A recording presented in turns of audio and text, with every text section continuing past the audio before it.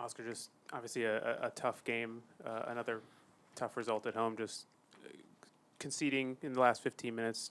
What have you kind of seen just from the fight for the first 75, but then the last 15 minutes of conceding that one goal?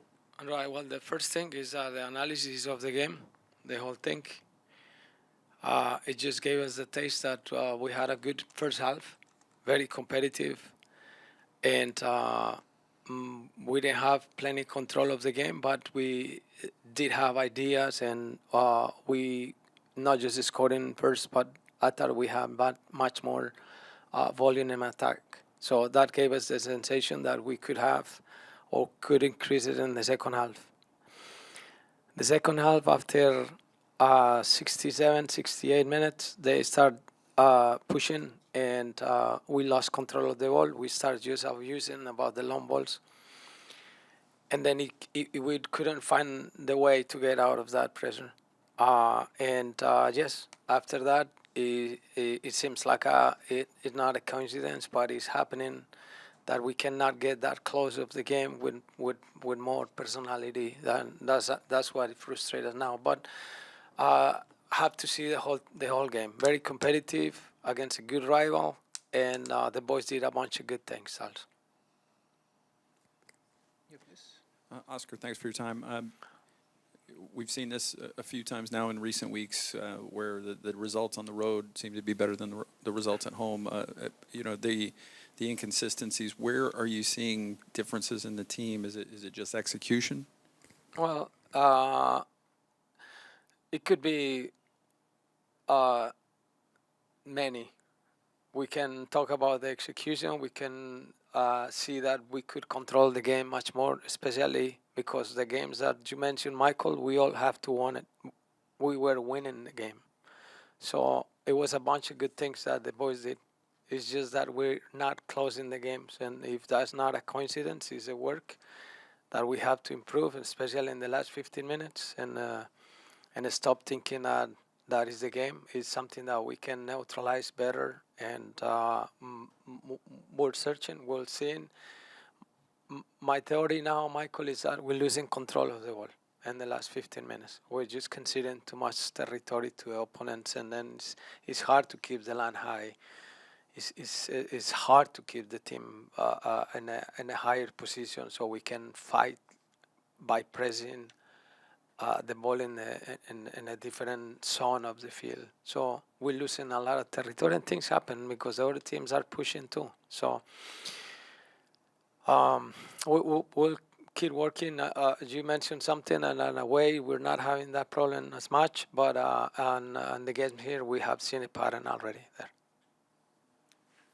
Oscar, just on the positive side, you had Rodrigo get on the score sheet. That's the last two home games. Now you've had your center backs score your goals. Just how beneficial is it to be able to have Robin and as well as Rodrigo be threats, especially on set pieces? I know you guys have worked a lot with that. Right. It's important that the central backs, the boys that contribute with our team and scoring goals in the set plays, especially when they go in that phase, I think it's great. The other thing that I want to point is that the game ended up 1-1. No, we didn't lose the game. We lost in the PK because that's the format, but the boys found today a good competition, a good team also. And that's why I want to highlight as well that it was that we lost the game. We didn't lose the game. We conceded at the end, and it's something that we feel that has to be improved. But also in a very competitive game, the boys had a bunch of good things too. Oscar, in recent weeks, we've seen some of your rotations have changed a bit. Just curious, knowing that a penalty shootout might loom, did you consider putting Rafa Santos out there? He's been a regular penalty shooter for you the last couple of years. Right. What I thought, Michael, it was that we could have won the game in the 90 minutes. But sure, I think he's a great shooter too in the PKs. You're right.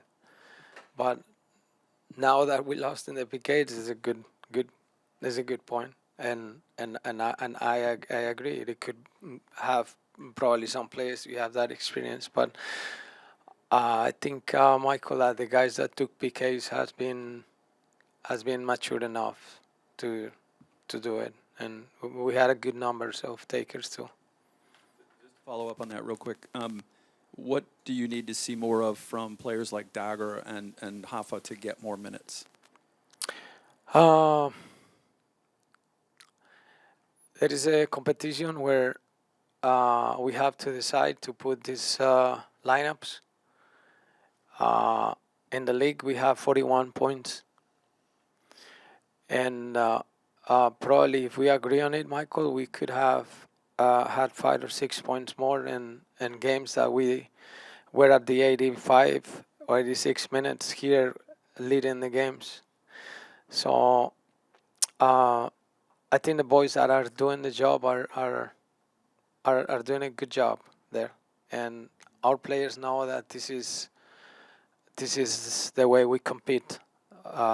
There was other players as well that were waiting when they were playing, and the important here is the team. The important is to get results, and they have been working very professionally, and of course we have them in we have 2 games soon, and surely we're going to see them with actions here. But it's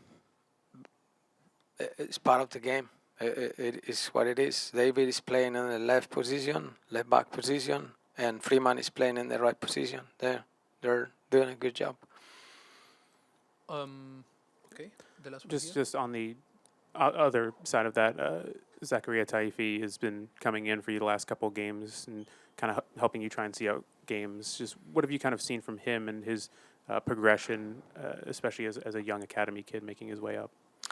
A good opportunity for him to gain some minutes in international competition and tough games that he can have come, and has done a very good job. I think it's a contribution that we can highlight also on the fact that he's not just giving them up minutes. Is they earn it. I really mean to play him because he's a very good player. He brings us a lot of energy. I have seen in Boston when he came, and so we're happy to have him now just to get in those minutes. But do we want that? But somebody's going to suffer too, right? That's is the way it works in this industry.